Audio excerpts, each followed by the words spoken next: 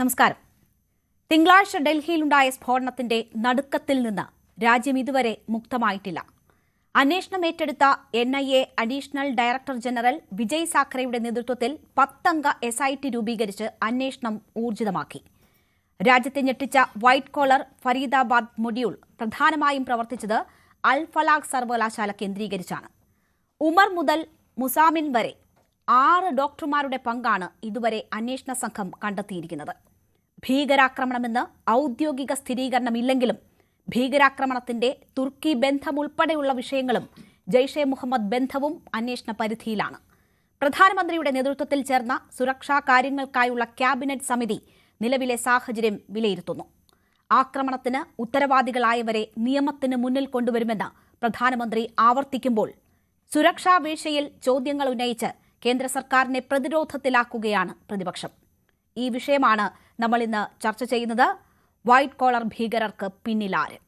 എല്ലാ പ്രേക്ഷകർക്കും സ്വാഗതം. ഈ ചർച്ചയിൽ എനിക്കൊപ്പം ഡോക്ടർ മോഹൻ വർഗീസ്, ഒപ്പം BJP പ്രതിനിധീകരിച്ച് അഡ്വക്കേറ്റ് ജയസൂര്യൻ, കോൺഗ്രസ് പ്രതിനിധി വസന്ത് തെങ്ങമ്പള്ളി, ഒപ്പം TK രാജ്മോഹൻ, റിട്ടയർഡ് SP എന്നിവരെ പ്രതീക്ഷിക്കുകയാണ്. ആദ്യം ശ്രീ മോഹൻ വർഗീസ്, രാജ്യത്തിന് അത്ര പരിചിതമല്ലാത്ത വൈറ്റ് കോളർ ഭീകരരാണ്, ഫരീദാബാദ് കേന്ദ്രീകരിച്ചുള്ള മൊഡ്യൂളാണ് ഈ ആക്രമണത്തിന് പിന്നിൽ എന്നത് സ്ഥിരീകരിക്കപ്പെട്ടിരിക്കുന്നു.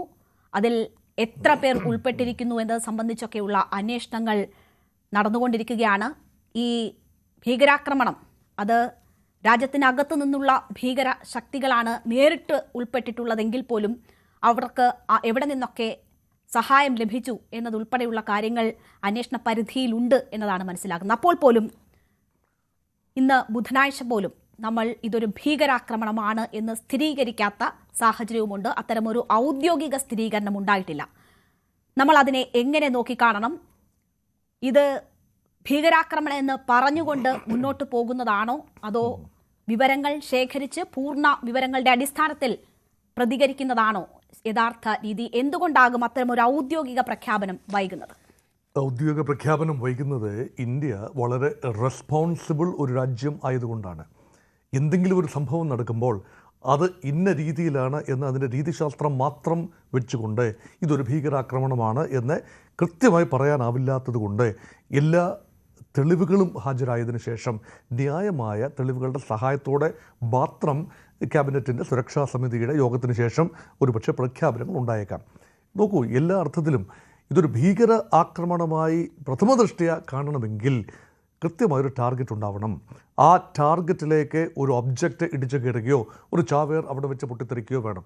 ഇതിൻ്റെ രീതിശാസ്ത്രം പ്രഥമദൃഷ്ട്യാ അങ്ങനെയല്ല. ഇപ്പോൾ കാണുന്ന ആദ്യ നിരീക്ഷണത്തിൽ ഒരു കാറ് ഒരു ജംഗ്ഷനിൽ വന്ന് പൊട്ടിത്തെറിക്കുകയാണ്. ഒരുപക്ഷെ ഈ ഫരീദാബാദ് മൊഡ്യൂൾ എന്ന് ഇപ്പോൾ വിളിക്കുന്ന ഡോക്ടർമാരുടെ ഒരു സംഘം, ഇപ്പോൾ നമ്മൾ അധികം കേട്ടിട്ടുള്ളൊരു പേരല്ല വൈറ്റ് കോളർ ടെറർ എന്ന പേര്, അല്ലെങ്കിൽ ആ ഒരു പദപ്രയോഗം അധികം പരിചിതമല്ല നമുക്ക് ഇന്ത്യക്കാർക്ക്. പക്ഷേ അത് ഇപ്പോഴാണ് ആ ടേം വരുന്നതെങ്കിൽ പോലും മുൻകാലങ്ങളിലും ഭീകരർ ഒരു 25 വർഷമായിട്ടെങ്കിലും, പ്രത്യേകിച്ച് 9/11/2001 സെപ്റ്റംബർ 11, 2001 ആ ഒരു സമയത്ത് അമേരിക്കയിലെ വേൾഡ് ട്രേഡ് സെൻറ്ററിനെതിരെ നടന്ന ആക്രമണം, ഇതെല്ലാം തന്നെ പെൻറ്റഗണിന് നേരെ നടന്ന ആക്രമണം, ന്യൂയോർക്ക് സ്റ്റോക്ക് എക്സ്ചേഞ്ചിന് നേരെ നടന്ന ആക്രമണം, ഇതെല്ലാം തന്നെ പൈലറ്റ്സ് അല്ലെങ്കിൽ ട്രെയിൻഡ് ആളുകൾ, ടെക്നീഷ്യൻസ്, പ്രൊഫഷണലുകൾ അവരെ ഭീകരർ ഉപയോഗിച്ച ഒരു കാഴ്ച കാണുന്നു. അത് തീർച്ചയായും white collar or blue collar or even gold collar terror എന്ന് വേണമെങ്കിൽ വിളിക്കാം. കാരണം ടെക്നോക്രാറ്റുകളെ നമ്മൾ ഗോൾഡ് കോളർ എന്നാണല്ലോ വിളിക്കുക. ഇവിടെ ഇന്ത്യയിൽ സാധാരണഗതിയിൽ ഭീകരത എന്ന് പറയുമ്പോൾ ഈ തൊഴിലില്ലാത്ത ചെറുപ്പക്കാർ, അല്ല എങ്കിൽ വളരെ സാമ്പത്തികമായി ബുദ്ധിമുട്ട് അനുഭവിക്കുന്ന ആളുകൾ, അവരെ ഉപയോഗിച്ചുകൊണ്ട് ഭീകരർ അവരുടെ ലക്ഷ്യങ്ങൾ നേടുന്ന ഒരു കാഴ്ചയാണ്. പക്ഷേ അതിൽ നിന്ന് വിഭിന്നമായി ഇവിടെ നോക്കൂ, പുൽവാമ സ്വദേശികളായ 2 ഡോക്ടേഴ്സ്, അവർ വെറും ഡോക്ടേഴ്സ് മാത്രമല്ല മെഡിക്കൽ കോളേജിലെ പ്രൊഫസേഴ്സ് കൂടിയാണ്. അവർ ഫരീദാബാദ് കേന്ദ്രീകരിച്ച് പ്രവർത്തിക്കുന്ന ഒരു അൽ ഫലാൽ മെഡിക്കൽ കോളേജിലെ അധ്യാപകർ കൂടിയാണ്. അവരെ ഒരു കൃത്യത്തിന് വേണ്ടി ഉപയോഗിക്കുകയാണ്. അങ്ങനെയെങ്കിൽ അവർ നേരിട്ട് സ്വമേധയാ ഒരു കാര്യം ചെയ്യുകയാണോ, അവരുടെ കയ്യിൽ നിന്നും പിടിച്ചെടുത്ത സ്ഫോടക വസ്തുക്കൾ 2900 കിലോ അമോണിയം നൈട്രേറ്റ് ഉൾപ്പെടെയുള്ള സ്ഫോടക സാധ്യതയുള്ള കെമിക്കൽസ് ആൻഡ് ഡിറ്റനേറ്റേഴ്സ് ഇതെല്ലാം പിടിച്ചെടുക്കുകയാണ്. 20 ഡിറ്റനേറ്റേഴ്സ് പിടിച്ചെടുക്കുകയാണ്. പൊട്ടിക്കാൻ ഉപയോഗിക്കുന്ന സംവിധാനങ്ങളാണ്. ഇതെല്ലാം സൂചിപ്പിക്കുന്നത് രാജ്യത്തിൻ്റെ വിവിധ ഇടങ്ങളിൽ പിന്നീട് എപ്പോഴെങ്കിലും പ്ലാന്റ് ചെയ്യാൻ, ഭീകരാക്രമണം നടത്താൻ എല്ലാ സാധ്യതയുമുള്ള കാര്യങ്ങളാണ് പിടിച്ചെടുത്തിരിക്കുന്നത്. പക്ഷേ ആ പിടിച്ചെടുത്ത വസ്തുക്കളൊന്നും യഥാർത്ഥ ആക്രമണത്തിന് ഉപയോഗിച്ചിട്ടില്ല എന്ന് കാണാം. ഉപയോഗിച്ചത് യഥാർത്ഥ ആക്രമണത്തിന് വേണ്ടിയാണോ അതോ ഭയപ്പാടോടുകൂടി തൻ്റെ കൂട്ടാളികളെ എല്ലാം തന്നെ വലയിലാക്കുന്നതിന്റെ ഭാഗമായി ഭയപ്പാടോടുകൂടി ഓടുന്ന വഴിയിൽ അതൊരു അബദ്ധത്തിൽ പൊട്ടിത്തെറി ഉണ്ടായതാണോ അതോ ഇനി രക്ഷയില്ല എന്നത് കണ്ട് ആ സ്ഫോടക വസ്തുക്കൾ പൊട്ടിക്കുന്ന നിലയിലേക്ക് എത്തിയതാണോ? അങ്ങനെ രണ്ട് നിഗമനങ്ങളിലേക്ക് എത്തിയിരിക്കുകയാണ്. ഇവിടെ ഇതൊരു സുരക്ഷാ വീഴ്ചയാണ് എന്ന തരത്തിലുള്ള ആരോപണങ്ങൾ ഇന്നലെ മുതൽ തന്നെ പല കോണിൽ നിന്നും ഉയർന്നിരുന്നു. രാഷ്ട്രീയ പാർട്ടികളുടെ ഭാഗത്തു നിന്നും ഉയർന്നിരുന്നു. ഇപ്പോൾ ഇത് കൃത്യമായും തങ്ങളുടെ റാക്കറ്റിനെ മുഴുവൻ അന്വേഷണ ഉദ്യോഗസ്ഥർ വലയിലാക്കിയിരിക്കുന്നു എന്ന ബോധ്യത്തിൽ ഉമർ നബി ഭയപ്പെട്ട് വാഹനമെടുത്ത് പുറപ്പെട്ടു. അതിനിടയിൽ അബദ്ധത്തിൽ സ്ഫോടനമുണ്ടായി എന്ന തരത്തിലുള്ള വാർത്തകൾ വരുമ്പോൾ ഈ സുരക്ഷാ വീഴ്ച എന്ന ആരോപണങ്ങൾക്ക് ആരോപണങ്ങളുടെ മുനയൊടിയുകയാണോ യഥാർത്ഥത്തിൽ? ഉമർ നബി സത്യത്തിൽ ഒരു നിമിത്തമാകുന്നതേ ഉള്ളൂ. ഒരുപക്ഷെ ഈ ഫരീദാബാദ് മൊഡ്യൂളിൻ്റെ തലപ്പത്തുള്ള ബുദ്ധി കേന്ദ്രം ഉമർ നബി ആയിരിക്കാം.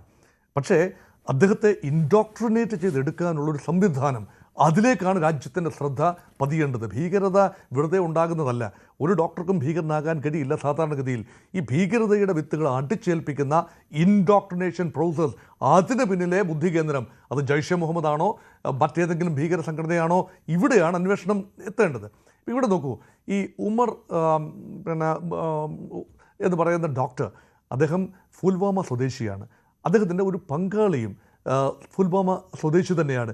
ഈ രണ്ടുപേരും തീർച്ചയായും സസ്പീഷ്യൻ ലിസ്റ്റിലുള്ളവരാണ്. പക്ഷേ ഇതിൽ ഉമർ മാത്രം രക്ഷപ്പെടുകയാണ്. ഉമർ നബി മാത്രം രക്ഷപ്പെട്ട് പോകുന്ന വഴി ഈ പറഞ്ഞ നേരത്തെ സൂചിപ്പിച്ച ഈ രണ്ട് കാര്യങ്ങൾ ഒന്ന് സംഭവിച്ചിരിക്കാം. മനഃപൂർവ്വമായി ഒരു സ്ഥലത്ത് വെച്ച്, ഒരു പൊതുസ്ഥലത്ത് വെച്ച് പൊട്ടിക്കുകയാണ്, അല്ല എങ്കിൽ ആക്സിഡൻ്റലി അത് സംഭവിക്കുകയാണ്. ഇത് എന്തു തന്നെ ആണെങ്കിലും ഈ സ്ഫോടക വസ്തുക്കൾ ഡൽഹിയിൽ സംഭരിച്ചു വെച്ചു, അല്ലെങ്കിൽ ഡൽഹിയുടെ പ്രാന്തപ്രദേശത്ത് ഫരീദാബാദിൽ ഉൾപ്പെടെ സംഭരിച്ചു വെച്ചു എന്ന് പറയുമ്പോൾ രാജ്യത്തിൻ്റെ സുരക്ഷ അപകടത്തിലാണ്. ഇത് ചൂണ്ടിക്കാണിക്കാൻ പ്രതിപക്ഷത്തിന് അവകാശമുണ്ട്. മുൻകാലങ്ങളിൽ രണ്ട് ഭീകരാക്രമണങ്ങൾ എടുത്തു പറയേണ്ടതുണ്ട്.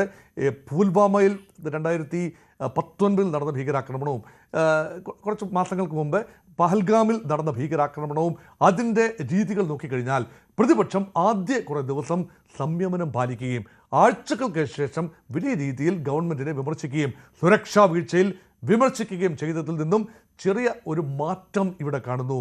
ആദ്യ ദിവസം തന്നെ ഇന്ത്യ ഗവൺമെൻറ്റിന് സംഭവിച്ച, സുരക്ഷാ ഏജൻസിക്ക് സംഭവിച്ചതായി കരുതപ്പെടുന്ന വീഴ്ചയെ പൊതുജന സമക്ഷം ചൂണ്ടിക്കാട്ടുന്ന ഒരു പ്രതിപക്ഷത്തെ കാണുന്നു. അതുകൊണ്ട് സീറോ ടോളറൻസ് ടു ടെറർ എന്നത് വെറും വാക്കാൽ പറഞ്ഞാൽ പോരാ, അത് യഥാർത്ഥത്തിൽ ജനങ്ങളുടെ സുരക്ഷയ്ക്ക് നിദാനമാകണം എന്ന ഒരു ചിന്ത കൂടി ഇവിടെ ഉയർന്നു വരുന്നു. പ്രതിപക്ഷം അതിനെ പരമാവധി ഉപയോഗിക്കുന്ന ഒരു കാഴ്ചയും ഇപ്പോൾ കാണുന്നു. തീർച്ചയായും ഞാൻ താങ്കളിലേക്ക് തിരിച്ചെത്താം. ഡോക്ടർ ജയസൂര്യൻ, നോക്കൂ, ഇവിടെ ഇപ്പോൾ കഴിഞ്ഞ കുറേ നാളുകളായി നമ്മൾ പൊതുവിടങ്ങളിൽ ഈ നിലയിൽ മനുഷ്യരുടെ ജീവനെടുക്കുന്ന ഭീകരാക്രമണങ്ങൾ കണ്ടിട്ടില്ല. പക്ഷേ നമുക്കറിയാം, കശ്മീരിൽ ഒരു ദുരന്തം ഉണ്ടായി. അതിന് തക്ക മറുപടി ഇന്ത്യ നൽകുകയും ചെയ്തു. പക്ഷേ ഇതുപോലെ ഡൽഹിയിൽ സംഭവിച്ചതിന് സമാനമായിട്ടുള്ള ആക്രമണങ്ങൾ കഴിഞ്ഞ കുറേ നാളായി ഇല്ലാതിരുന്നൊരു സാഹചര്യമുണ്ട്. അവിടെ ഇപ്പോൾ നമ്മൾ മനസ്സിലാക്കുന്നതനുസരിച്ച് വലിയ ആക്രമണങ്ങൾക്ക് പദ്ധതിയിട്ടിരുന്ന മൊഡ്യൂളാണ് ഇത്. പക്ഷേ നടന്ന തിരച്ചിലുകൾ, നടപടികൾ, അതിനൊടുവിൽ ഈ രീതിയിൽ അബദ്ധത്തിലോ അല്ലാതെയോ ഒരു സ്ഫോടനമുണ്ടായി. അതിൻ്റെ ആഘാതം കുറഞ്ഞിട്ടുണ്ട് എന്ന സാഹചര്യത്തിലേക്കാണ് എത്തുന്നത്. ഒരു ഭയപ്പെടേണ്ടുന്ന സാഹചര്യമുണ്ടോ? ഭീകരർ വീണ്ടും രാജ്യം ലക്ഷ്യമിടുന്നു. അപ്പോൾ ഇതുവരെ നമ്മൾ കണ്ട സാഹചര്യങ്ങൾക്കൊരു മാറ്റം വരുന്നു എന്നതിൻ്റെ സൂചനകളാണോ ഡൽഹി നൽകുന്നത്? ശ്രീ ജയസൂര്യൻ. ഭീകരന്മാർ എപ്പോഴും രാജ്യം ലക്ഷ്യമിട്ടുകൊണ്ട് നീങ്ങുക തന്നെ ചെയ്യും. കാരണം അവരുടെ ലക്ഷ്യം അവരുടേതായിട്ടുള്ള സ്വർഗരാജ്യത്ത് എത്തിച്ചേരുക എന്നുള്ളതാണ്. അതിനുവേണ്ടി അവരെന്ത് വേണമെങ്കിലും ചെയ്യും. എന്നാൽ കഴിഞ്ഞ കുറെ നാളുകളായി എന്ന് പറയുമ്പോൾ കഴിഞ്ഞ 11 വർഷങ്ങൾക്കിടയിൽ 3 ആക്രമണങ്ങളാണ് ഇതുപോലെ ഉണ്ടായിട്ടുള്ളത്. അതിന് തൊട്ടു മുമ്പുള്ള 8 വർഷങ്ങളിൽ 12 ആക്രമണങ്ങളും 600-ലേറെ മരണങ്ങളും ഉണ്ടായിടത്താണ് കഴിഞ്ഞ 11 വർഷത്തിനിടയിൽ 3 ആക്രമണങ്ങൾ മാത്രം ഉണ്ടായ ഈ സംഭവം. അതായത് രാജ്യം അതിനെ കാര്യമായി പ്രതിരോധിക്കുന്നുണ്ട് എന്നുള്ളതിന്റെ വ്യക്തമായ തെളിവാണ് 12 വർഷത്തിനിടയിൽ 3 ആക്രമണങ്ങൾ. മറ്റൊരു കാര്യം, നമ്മൾ ഈ ആക്രമണങ്ങൾ ഉണ്ടാകുമ്പോൾ, ഭീകരാക്രമണങ്ങൾ ഉണ്ടാകുമ്പോഴാണ് ഈ വസ്തുതയ്ക്കെതിരെ ശക്തമായി പ്രതികരിക്കുന്നത്. എന്നാൽ ഇതിന് മറ്റൊരു മറുവശമുണ്ട്. അതായത് 99% ഭീകരാക്രമണ ശ്രമങ്ങളെയും രാജ്യം പരാജയപ്പെടുത്തുന്നുണ്ട്.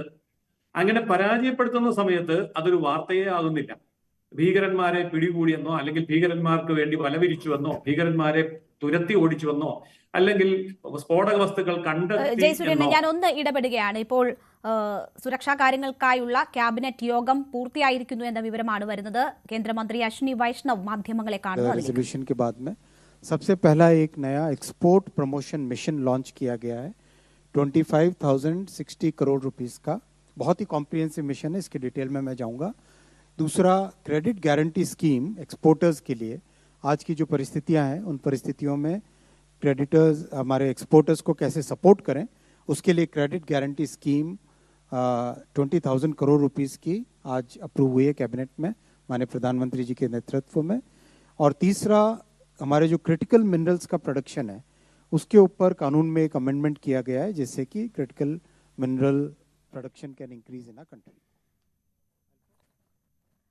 ശരി, ഇതിന്റെ കാതലായ ഭാഗം വരുമ്പോൾ നമുക്ക് അതിലേക്ക് തിരിച്ചെത്താം. അഡ്വക്കേറ്റ് ജയസൂര്യൻ തുടർന്നോളൂ. അതായത് ഭീകരാക്രമണങ്ങളെയും ഭീകര നീക്കങ്ങളെയും പരാജയപ്പെടുത്താൻ വേണ്ടിയുള്ള രാജ്യത്തിന്റെയും സുരക്ഷാ സംവിധാനങ്ങളുടെയും പരിശ്രമം വിജയിക്കുന്ന സമയത്ത്, അതായത് ഭീകരാക്രമണം നിഷ്ക്രിയമാക്കി, ഭീകരാക്രമണത്തിനുള്ള തയ്യാറെടുപ്പുകൾ കണ്ടെത്തി അവരെ അറസ്റ്റ് ചെയ്തു, അല്ലെങ്കിൽ അവരെ ഫോളോ ചെയ്തു, അവരുടെ വിവരങ്ങൾ പിടിച്ചെടുത്തു എന്നൊക്കെ പറയുമ്പോൾ നമ്മുടെ രാജ്യത്ത് അതൊരു വാർത്ത പോലും ആകുന്നില്ല. അങ്ങനെയുള്ള നൂറുകണക്കിന് കാര്യങ്ങൾക്കിടയിൽ ഒരു സംഭവം ഉണ്ടാകുമ്പോൾ ആ സംഭവമാണ്, ആ ആക്രമണമാണ് വാർത്തയായി മാറുന്നത്. അതുകൊണ്ടാണ് കഴിഞ്ഞ 11 വർഷത്തിനിടയിൽ കേവലം 3 ആക്രമണങ്ങൾ മാത്രമേ ഉണ്ടായുള്ളൂ എന്നുള്ളത്. അതായത് അതിന് തൊട്ടു മുമ്പുള്ള 8 വർഷങ്ങളിൽ 12 ആക്രമണങ്ങൾ ഉണ്ടായി എന്നുള്ളതും, അതിനുശേഷം ഇപ്പോഴുള്ള കഴിഞ്ഞ 11 വർഷത്തിനിടയിൽ 3 ആക്രമണങ്ങളെ ഉണ്ടായുള്ളൂ എന്ന് പറയുന്നത്. 3 എന്ന് താങ്കൾ പറയുന്നത് എനിക്ക് മനസ്സിലായില്ല. ഉറിയിൽ ഉണ്ടായിട്ടുണ്ട്, പത്താൻകോട്ടിൽ ഉണ്ടായിട്ടുണ്ട്, പുൽവാമയിൽ ഉണ്ടായിട്ടുണ്ട്, പഹൽഗാമിൽ ഉണ്ടായിട്ടുണ്ട്. അതിന്റെ ആഘാതം വലുതാണ്. ഏറ്റവും തന്ത്രപ്രധാന ഇടങ്ങളിൽ ഉണ്ടായിട്ടുള്ള ആക്രമണമാണ്. അങ്ങനെ അതിന്റെ തീവ്രത വളരെ വലുതാണ്. പക്ഷെ നമ്മൾ തിരിച്ചടി കൊടുക്കുകയും ചെയ്ത സാഹചര്യമുണ്ട്. ഞാൻ പറയുന്നത് പൊതുസ്ഥലങ്ങളിൽ നേരത്തെ ആവർത്തിച്ച് ഉണ്ടായിട്ടുണ്ട്, അതിൽ കുറവ് വന്നിട്ടുണ്ട് എന്ന കാര്യം ഞാനും സൂചിപ്പിച്ചുവല്ലോ. തീർച്ചയായിട്ടും. അല്ല, ഇത് ഏതെങ്കിലും ഒന്ന് നിസ്സാരവൽക്കരിക്കാൻ വേണ്ടി പറഞ്ഞ കാര്യമല്ല. നമുക്കെതിരെ ഉണ്ടാകുന്ന ഏത് ആക്രമണവും അത് വലിയ ആക്രമണം തന്നെയാണ്. അത് രാജ്യത്തിനെതിരായിട്ടുള്ള ആക്രമണമാണ്. അതിനെ ഒരിക്കലും ചെറുതായിട്ടോ താരതമ്യം ചെയ്യാനോ ഞാൻ പറഞ്ഞതല്ല. പക്ഷേ താരതമ്യേന കുറഞ്ഞിട്ടുണ്ട് എന്നുള്ള വസ്തുത രാജ്യം ജാഗ്രത പുലർത്തുന്നു എന്നുള്ളതിന്റെ വലിയ തെളിവാണ്. മാത്രമല്ല, ഈ ഭീകരവാദികൾക്കെതിരെ ആയിട്ടുള്ള നീക്കങ്ങൾ നടക്കുമ്പോൾ ഭീകരവാദം പുതിയ മുഖങ്ങളിലൂടെ രംഗത്ത് വരും.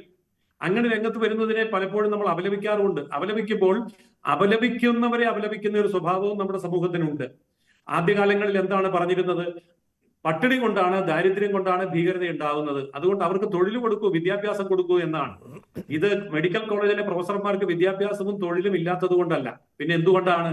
തീവ്രമായിട്ടുള്ള ഒരു മതചിന്തയ്ക്ക് അടിമപ്പെട്ടു പോയിട്ട് ആ തരത്തിലുള്ള ഒരു മാനസികാവസ്ഥയിൽ എത്തുന്നതാണ്. അതാരാണ് എത്തിക്കുന്നത്? ഇന്ത്യയിലെ ഗവൺമെന്റ് സംവിധാനം അല്ലല്ലോ. ഇന്ത്യയിലെ യൂണിവേഴ്സിറ്റികളോ കോളേജുകളോ പഠിപ്പിക്കുന്ന സിലബസിലും അങ്ങനെയൊന്നില്ല. അപ്പോൾ അങ്ങനെയുള്ള പഠനങ്ങളും അങ്ങനെയുള്ള പരിശീലനങ്ങളും നമ്മുടെ രാജ്യത്ത് നിർബാധം നടക്കാൻ വേണ്ടി ആരൊക്കെയാണോ അതിനെ പിന്തുണയ്ക്കുന്നത് അവരൊക്കെ ജാഗ്രത പാലിക്കേണ്ട, അവരൊക്കെ തെറ്റുതിരുത്തേണ്ട ഒരു സന്ദർഭമായിട്ട് ഇതിനെ നമ്മൾ കാണണം. കാരണം മതപരമായിട്ടുള്ള സ്വാതന്ത്ര്യമുണ്ട് എന്ന് കരുതി അത് മറ്റ് ഒരു രാജ്യത്തിനെതിരെയോ അല്ലെങ്കിൽ സ്വന്തം രാജ്യത്തിനെതിരെയോ മറ്റു മതങ്ങൾക്കെതിരെയോ എന്തും ചെയ്യാനുള്ള ഒരു ലൈസൻസ് ആക്കി മാറ്റുമ്പോൾ അവിടെ അതിനെ നമ്മൾ യാതൊരു വിധത്തിലും വെള്ളപൂശാൻ പാടില്ല. അതുകൊണ്ട് ന്യായീകരണം എന്നുള്ളതല്ല, ഭീകരത എവിടെ എപ്പോൾ എങ്ങനെ പ്രത്യക്ഷപ്പെട്ടാലും അതിനെ അപലപിക്കാൻ പൊതുസമൂഹം മുന്നോട്ട് വരിക തന്നെ വേണം. പക്ഷെ ഇന്നിപ്പോ സംഭവിക്കുന്നത് എന്താണ്? ഇന്ന് പൊതുസമൂഹത്തിൽ സംഭവിച്ചുകൊണ്ടിരിക്കുന്നത് ഇത്തരം ഭീകരവാദ പ്രസ്ഥാനങ്ങളെ മുളയിലെ നുള്ളാൻ അനുവദിക്കുകയില്ല എന്നുള്ളതാണ്. ഭീകരവാദ പ്രസ്ഥാനങ്ങളെ പിന്തുണയ്ക്കുന്നവർക്ക് രാജ്യത്ത് ബഹുമതി കൊടുക്കുന്ന ഒരു അവസ്ഥയാണ് ഇന്ന് നിലവിലുള്ളത്. മറ്റു രാജ്യങ്ങളിലെ ഭീകര പ്രസ്ഥാനങ്ങള് മറ്റു രാജ്യങ്ങൾ തന്നെ തള്ളിക്കളയുമ്പോൾ നമ്മുടെ രാജ്യത്തിന് അതിന് സ്വീകരണം കൊടുക്കുകയും പ്രചരണം കൊടുക്കുകയും പിന്തുണ കൊടുക്കുകയും അതിനെ പാടി വാഴ്ത്തുകയും ഒക്കെ ചെയ്യുന്ന ഒരു അന്തരീക്ഷം ഇവിടെ നിലവിലുണ്ട്. അതാണ് ഇത്തരം ഭീകരർക്ക് വളം വെച്ച് കൊടുക്കുന്ന സാഹചര്യം ഉണ്ടാവാൻ കാരണം. അഡ്വക്കേറ്റ് ജയസൂര്യൻ, ഇപ്പോൾ ആ ഭീകരരെ ആരെങ്കിലും ആ രീതിയിൽ സ്വാഗതം ചെയ്യുമോ, ഭീകരാക്രമണങ്ങളെ സ്വാഗതം ചെയ്യുകയോ ചെയ്തിട്ടുണ്ടോ? അങ്ങനെ ഒരു സംഭവം എന്റെ ശ്രദ്ധയിൽപ്പെട്ടിട്ടില്ല. ഞാൻ ഇവിടെ ഒരു കാര്യം ചോദിക്കുന്നത്, ഈ ഫരീദാബാദ് അവിടുത്തെ ഈ മെഡിക്കൽ കോളേജ് ആയിരുന്നു ഇവരുടെ പ്രധാന ആസ്ഥാനം എന്നത് വ്യക്തമായിട്ടുണ്ട്. ഇതുമായി ബന്ധപ്പെട്ട രണ്ട് ഡോക്ടർമാർ കസ്റ്റഡിയിലിരിക്കെയാണ് മൂന്നാമതൊരാൾ ഈ സ്ഫോടനം നടത്തുന്നത് എന്ന കാര്യം നമ്മൾ ഓർക്കണം. ഇയാൾ ഈ വാഹനം എടുക്കുന്നത് കസ്റ്റഡിയിലിരുന്ന ഡോക്ടറുടെ വാഹനം കിടന്നതിന് തൊട്ടടുത്ത് നിന്നാണ്. ഏതാണ്ട് 29-ന് പുക പരിശോധന നടത്തി അവിടെ ഇട്ടിരുന്ന വാഹനം ആ സർവകലാശാലയ്ക്കുള്ളിൽ നിന്ന് പുറത്തേക്ക് കൊണ്ടുവരുന്നത് ഈ ദിവസമാണ്. അതിനുശേഷം അത് ഡൽഹിയിലെത്തുന്നു. ഡൽഹിയിലെ തന്ത്രപ്രധാന മേഖലകൾ കടന്ന് ഈ പാർക്കിംഗ് ഗ്രൗണ്ടിലെത്തുന്നു. അവിടെ 3 മണിക്കൂർ ഈ വാഹനത്തിൽ നിന്ന് പുറത്തു പോലും ഇറങ്ങാതെ ഉമർ അതിനുള്ളിലിരുന്നു എന്നതാണ് മനസ്സിലാകുന്നത്. അപ്പോൾ ഈ ഭാഗങ്ങളിലൊന്നും സുരക്ഷാ പരിശോധന ഉണ്ടായിട്ടില്ല. ഈ മൊഡ്യൂളിനെ കണ്ടെത്തിയതിനു ശേഷവും ഇവർ വലിയ ആക്രമണത്തിന് പദ്ധതിയിട്ടിരുന്നു എന്നതിന് ശേഷവും ഈ ആക്രമണം തടയാനായില്ല എന്നത് സുരക്ഷാ വീഴ്ചയാണ് എന്നതാണല്ലോ ചൂണ്ടിക്കാട്ടുന്നത്. നമ്മൾ ഇങ്ങനെയുള്ള സമയങ്ങളിൽ ഒറ്റക്കെട്ടായി നിൽക്കണമെന്ന് പറയുമ്പോൾ പോലും അതിൽ വീഴ്ച ഉണ്ടായിട്ടുണ്ട് എങ്കിൽ അത് ചൂണ്ടിക്കാണിക്കപ്പെടണ്ടേ? അതല്ലേ പ്രതിപക്ഷം ചെയ്യുന്നത്? അല്ല, പ്രതിപക്ഷം ചെയ്യുന്നതിനെ ഞാൻ ഒരിക്കലും കുറ്റപ്പെടുത്തുകയില്ല. പ്രതിപക്ഷം ചെയ്യേണ്ടത് പ്രതിപക്ഷത്തിന്റെ ധർമ്മം എന്നുള്ള നിലയിൽ തന്നെ പൊതുവെ അംഗീകരിക്കപ്പെട്ടിട്ടുള്ള കാര്യമാണ്. എന്നാൽ അതോടൊപ്പം ഇവിടെ ഈ പറഞ്ഞ നീക്കങ്ങളൊക്കെ രാജ്യത്തിന്റെ എല്ലാ കോണുകളിലും നടക്കുമ്പോൾ നിരവധി ആക്രമണങ്ങളെ നിർവീര്യമാക്കാനും അതുപോലെയുള്ള നീക്കങ്ങളെ നിർവീര്യമാക്കാനും നമ്മുടെ സേനയ്ക്ക് കഴിയുന്നുണ്ട്, അന്വേഷണ സംവിധാനങ്ങൾക്ക് കഴിയുന്നുണ്ട് എന്നുള്ളത് കൂടി അംഗീകരിക്കപ്പെടണം എന്നാണ് ഞാൻ പറഞ്ഞത്. 100 കണക്കിന് ശ്രമങ്ങൾ ഉണ്ടാകുമ്പോൾ അതിൽ ഒരെണ്ണം മാത്രമാണ് ഭീകരന്മാർക്ക് വിജയിപ്പിക്കാൻ കഴിയുന്നത്. അപ്പൊ 100 കണക്കിന് ശ്രമങ്ങളെ നിർവീര്യമാക്കാൻ രാഷ്ട്രത്തിനും രാഷ്ട്രത്തിന്റെ അന്വേഷണ ഏജൻസികൾക്കും കഴിയുന്നു എങ്കിൽ അത് പ്രകീർത്തിക്കപ്പെടേണ്ട കാര്യം തന്നെയാണ്. അതല്ലാതെ വർഷങ്ങളുടെ ഇടവിട്ട് ഒരു ഭീകരാക്രമണം നടത്തുന്നതല്ല. ഭീകരാക്രമണം നടത്താൻ വേണ്ടി ഓരോ മിനിറ്റിലും ഓരോ സെക്കൻഡിലും അവർ നിതാന്ത ജാഗ്രതയോടെ രാജ്യം മുഴുവൻ അതിനുവേണ്ടി ശ്രമിക്കുന്നുണ്ട്. അതൊരു വിധത്തിലല്ലെങ്കിൽ മറ്റൊരു വിധത്തിൽ അവരത് ചെയ്യുന്നുണ്ട്. അങ്ങനെ ചെയ്യുമ്പോൾ അതിനെയൊക്കെ ഫോളോ ചെയ്തുകൊണ്ട് 146 കോടി ജനങ്ങളുള്ള ഒരു രാജ്യത്തെ ഒരു വലിയ സമൂഹത്തിന്റെ ഇടയിൽ നിന്ന് അവരെ പ്രതിരോധിക്കാൻ കഴിഞ്ഞു എന്നുള്ളത് കാണാതെ പോകരുത് എന്നാണ് ഞാൻ പറഞ്ഞതിന്റെ കാര്യം. തീർച്ചയായും. ഓക്കെ, ഞാൻ താങ്കളിലേക്ക് തിരിച്ചെത്താം.